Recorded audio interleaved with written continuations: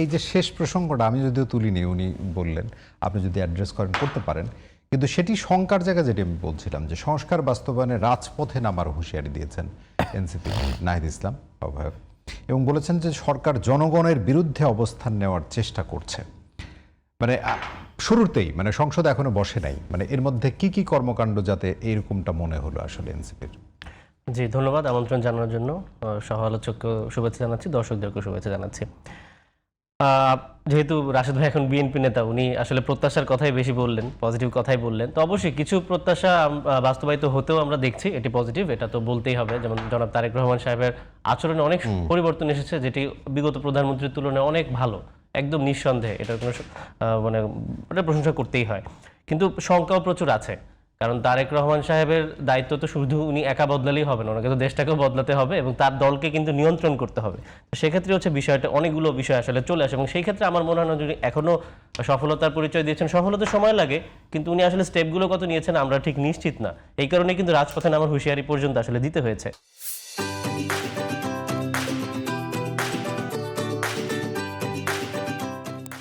একদম শুরু থেকে যদি বলি যে ধর্ষণের যে বিষয়টা কথা ভাই বলেছেন, ওটা অবশ্যই এখনো প্রমাণ হয়নি, কিন্তু অভিযোগটা কিন্তু পরে কোর্ট এটার জন্য কিন্তু মামলা নিয়েছে। তো কোর্ট কিন্তু মেরিট না থাকলে মামলা নেয় না, এবং বাংলাদেশে কিন্তু আমরা জানি যে পুলিশ তার স্টেটমেন্ট কিভাবে চেঞ্জ করে, মেডিকেল রিপোর্ট কিভাবে চেঞ্জ হয়, এগুলো কিন্তু আগেও হয়েছে। পুলিশের আচরণ তো এখনই বদলে গেছে নির্বাচিত সরকার আসার পর। সুতরাং তাদের কথাই যে শুধুমাত্র বিশ্বাস করতে হবে, ধর্ষণ খুব সেন্সিটিভ ইস্যু, তো এটাতে প্রতিবাদ করতেই হবে। আপনাকে প্রথমে ভিকটিম স্টেটমেন্টকে বিশ্বাস করতে হবে, এরপর প্রমাণ না হলে তো অবশ্যই আমরা আবার দরকার হলে কথা বলবো, বিবৃতি দিব, কোনো অসুবিধা নেই। ইলেকশন ইঞ্জিনিয়ারিং কিন্তু হয়েছে, এটা নিঃসন্দেহে। আজকে কিন্তু হাইকোর্টেও 4 জন প্রার্থী তারা আপিল করেছেন, মানে তারা তিনটা আসনের রাইট। সো ইলেকশন ইঞ্জিনিয়ারিং হয়েছে, এখন কম হয়েছে না বেশি হয়েছে সেটা তদন্ত হয়, সেটির মাধ্যমে কি প্রমাণিত হয় যে ইলেকশন? না, আমি সেটা বলছি যে বিক্ষোভের কথাটা যিনি বললেন, বিক্ষোভ কথাটা তো ইলেকশন ইঞ্জিনিয়ারিং এর জন্য কিন্তু সরকার গঠনের আগে বিক্ষোভটা করা হয়েছিল। তো সেটা তো একদম অমূলক বলে তাহলে উড়িয়ে দেওয়া যায় না। ইঞ্জিনিয়ারিং কতটুকু হয়েছে সেটা আসলে আগামী দিনেই বোঝা যাবে আর কি। আর অবশ্যই ইঞ্জিনিয়ারিং কতটুকু হয়েছে এ নিয়ে আপনাদের কোনো কর্মকাণ্ড আছে?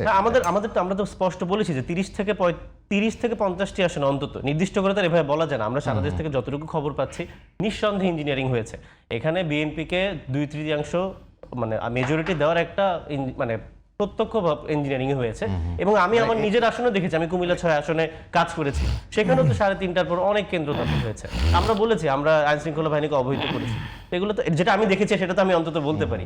সুতরাং এটাকে মানে প্রশ্নটা আসে কি, এই আলোচনাটা কিন্তু খুবই এই মুহূর্তে আছে, এবং জামাতে ইসলামের একজন ব্যারিস্টার তিনিও কথা বলেছেন একটি টকশোতে আমি দেখছিলাম। তিনি বলছিলেন যে 57 থেকে 60টার মতো ইঞ্জিনিয়ারিং এর কথা, নাম নাই বললাম, এবং সেটা নিয়ে ফাইল রেডি হচ্ছে, তারা করছে, হয়তো একটা আইনগত জায়গাও তারা যাবে, পদক্ষেপের জায়গায়। আপনি বলছিলেন যে 25 থেকে 30টি, 30 থেকে 50টি। মানে আমার কথা হলো যে এই প্রশ্নের উত্তরটা আমাদের খুব জানা দরকার। আপনারা যখন অভিযোগটা করছেন, মানে ইঞ্জিনিয়ারিংটা করেছে কারা, মানে আপনার কি মনে হয়? এখানে সবাই জড়িত ছিল, অবশ্যই যারা এখন সরকারের দায়িত্ব নিয়েছে তাদের পক্ষে ইঞ্জিনিয়ারিংটা বেশিরভাগ হয়েছে, এবং এখানে অবশ্যই প্রশাসন জড়িত ছিল, এখানে অবশ্যই পুলিশ জড়িত ছিল।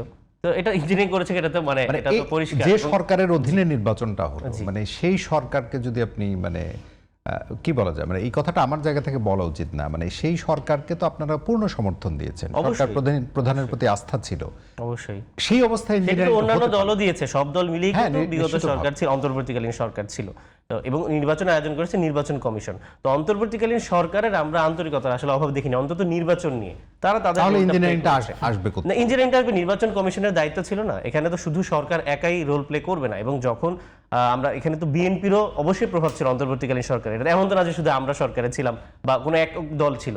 সুতরাং এখানে সবারই প্রভাব ছিল। কথা হচ্ছে যে মানে আপনাদের প্রভাব কম তো ছিল না, মানে অবশ্যই কম ছিল, অনেক কম ছিল। অবশ্যই এই অন্তর্বর্তীকালীন সরকারে বিএনপির প্রভাব বেশি ছিল।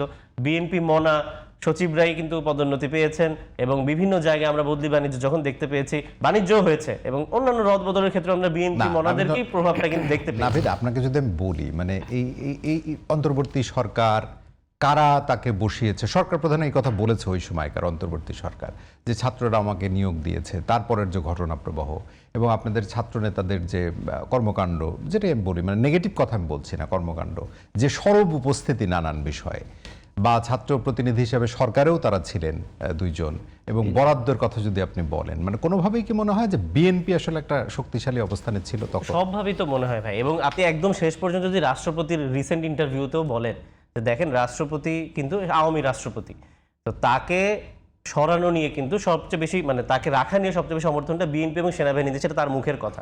তার মানে কি বিএনপির সাথে সেনাবাহিনীর ওই রকমই একটা শক্ত সম্পর্ক ছিল, এবং একটা বিষয় তারা একভাবেই কাজ করেছে যেখানে প্রায় পুরো দেশ সেটির বিপক্ষে ছিল, এবং একদম শুধু দলগতভাবে না, এনসিপি বলেন, জামায়াত বলেন, সাধারণ জনগণও কিন্তু চেয়েছে এই রাষ্ট্রপতির অপসারণ, কিন্তু সেখানে কিন্তু বিএনপি এখানে সমর্থন দেয়নি। তো এরকম বিভিন্ন ঘটনায় আমরা আলোচনা সেটা তো করতে একটা থাকলে কিন্তু ব্যাখ্যা পাওয়া বলা গেছে যাবেই যে আর কি। সাংবিধানিক ধারাবাহিকতার জায়গা, শপথ কারান্ডারে সাংবিধানিক ধারাবাহিকতার কথা বলার অভ্যুত্থানই করা যেত না, তাহলে বিএনপির লোকজন অভ্যুত্থানে কিভাবে অংশ নিল? তাহলে তারা মেনে নিত যে ঠিক আছে আমাদের সংবিধানের ধারাবাহিকতা রক্ষা করতে হবে, আমরা আবার 5 বছর পরে হাসিনার বিরুদ্ধে কথা বলবো। না, কিন্তু এখন সেই আমরা জায়গায় তো অভ্যুত্থানে অংশ যেতে নেওয়া নেই। হলো, যে কোনো যেতে ভাবে হয়েছে হোক মানে যেতে আসলে আপনি আপনি একটা অভ্যুত্থান করার পরে যদি আবার বলেন যে মানে তারপরে এখন রাষ্ট্রপতির সংবিধানের কি ভূমিকা ধারাবাহিকতা ছিল রাখতে কোনো হবে? আপনার মনে হয় রাষ্ট্রপতি? ভূমিকা না থাকুক, কিন্তু এখানে একটা অনেক বড় ন্যারেটিভ সেট করে, এবং ভূমিকা এই যে এখন বিএনপি যে বা কথা রাষ্ট্রপতি সাক্ষাৎকারে বলেছেন যে তাকে তার বিষয়ে তার কি ভূমিকা ছিল সে না, মোটামুটি বলা।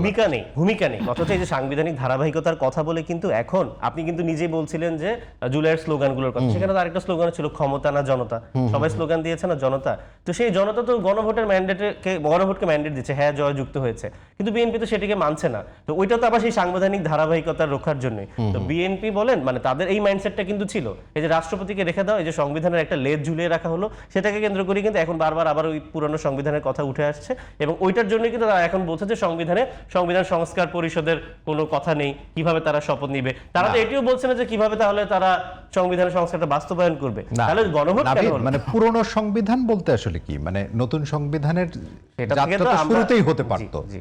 যদি আপনি বিপ্লবী সরকার হতো তাহলে হতে পারতো, সেটা তো হয় নাই। সেটাই বলছি যে ওই সংবিধানটাকে রক্ষার জন্যই সংবিধানের ধারাবাহিকতা কিন্তু তারা বারবার বলে এসেছে। আমরা কিন্তু শুরু থেকে পুরানো নতুন সংবিধানের কথা বলতাম, সেটার পরিপ্রেক্ষিতে আবার রাষ্ট্রপতিকেও কিন্তু রেখে দেওয়া হলো সাপোর্ট দিয়ে। তো ওই বললাম যে একটা সুতো রেখে দেওয়া হলো যেন তারা আবার তাদের ক্ষমতাটা পুঞ্জীভূত করতে পারে, যেটা কিন্তু আমরা এখন দেখতে পাচ্ছি যে এসেই যে তারা রদবদল শুরু করেছে, এবং বেশিরভাগ ক্ষেত্রে এটি দলীয় পর্যায়ে রদবদল হচ্ছে। আপনি যদি একটা সরকার দায়িত্ব নেবে, সচিবালয়ের রদবদল হবে, এটা মোটামুটি স্বাভাবিক ঘটনা। পুলিশ, সেনাবাহিনী এগুলোতেও হবে, আমরা তাও ধরে নিলাম। কিন্তু ধরেন যেগুলো নির্বাচিত চেয়ার, ধরেন জেলা সিটি কর্পোরেশনের প্রশাসক, এটি নির্বাচিত চেয়ার, ওনারা চাইলেই কিন্তু নতুন সরকার, স্থানীয় সরকার নির্বাচন খুব মানে শীঘ্রই তারা আয়োজনের নির্দেশ দিয়ে দিতে নির্বাচিত পারে। প্রতিনিধিরা কি ছিল, মানে সেটাই বলছি যে সেখানে তো তাহলে আবার দলীয় মানে রাজনৈতিক ব্যক্তিবর্গকে নতুন করে প্রশাসক বানানোর কোনো যৌক্তিকতা নেই।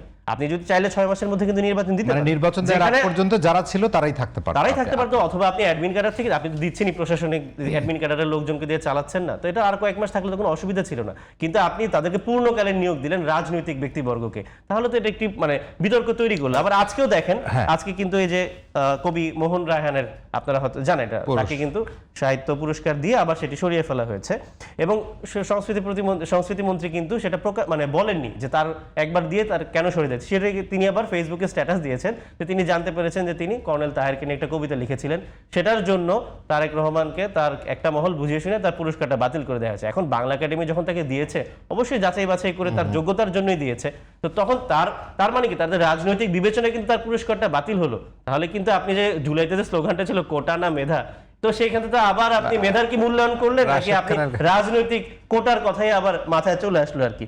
তো এবং আরেকটা কথা আমি শেষ করতে চাই যে সারা দেশে আপনি দেখবেন চাঁদাবাজি কিন্তু সংখ্যাটা আবার বেড়ে গেছে। আপনি পত্রিকা খুললে আমরা দেখতে পাচ্ছি চাঁদাবাজির সংখ্যা বেড়েছে। আজকে কিন্তু নরসিংদীতে 15 বছরের একটি কিশোরীর লাশ পাওয়া গেছে ধর্ষণের পরে। তো এগুলো কিন্তু সারা দেশ ধর্ষণের ঘটনা বেড়ে গেছে, তো অপরাধ তো কমেনি, এবং চাঁদাবাজির যে ঘটনা আমরা প্রতিটা এলাকায় দেখতে পাচ্ছি, আমাদের কাছে খবর আছে, সংবাদপত্র খুললে খবর, এই নিয়ে আমরা খুব একটা আশাব্যঞ্জক এখন হতে পারছি না আর কি। এজন্য সংখ্যাটা থেকে আমি রাশেদ খানকে কাছে একটু আসবো, মানে পরিবর্তন, মানে নাভিদ যেমনটি বলছিলেন, মানে একটুখানি আশাবাদের জায়গার পরেই কিন্তু অনেক হতাশার জায়গা আছে, অনেক শঙ্কার জায়গা আছে।